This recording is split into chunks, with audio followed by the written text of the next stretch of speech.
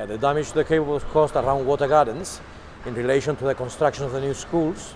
We had the contractor accidentally going through 3 of our main arteries, which actually supply the north, from the north to the south of Gibraltar.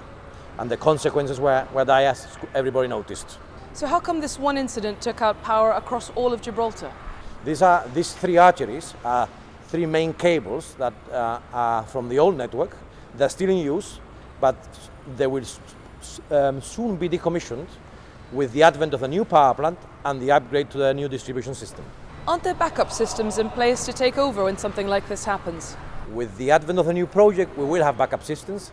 The backup system we have at the moment is a backup system where the system protects itself due to the high power requirements that flows to the fault.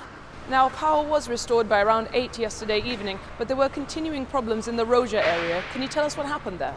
We had an incident in Roja where one of the local local transformers from the substation was not switching back on again. Our engineers deployed, and a few minutes after the rest of Gibraltar was restored, they were indeed restored. As we know, there's lots of construction work around Gibraltar, so how can you guard against incidents like this? Well, we have systems in place where all contractors know that they have to come to people like us and our utilities to get site clearances. We tell them where our cables run, and they have to observe caution and have precautions in place to actually carry out the work. Unfortunately, yesterday there was an accident and an oversight by the contractor, and we had the damage. Can you tell us about the scale of the operation that had to be carried out yesterday? Well, I can say that I have a very professional team, going from mechanical to electrical engineers. They all deployed to Waterfall Power Station and around Gibraltar, and we managed to restore power from a full blackout in the time that I think it was 2.5 hours or 3 hours. And I'm actually very proud of the team, and I give him my thanks. And what else can I say?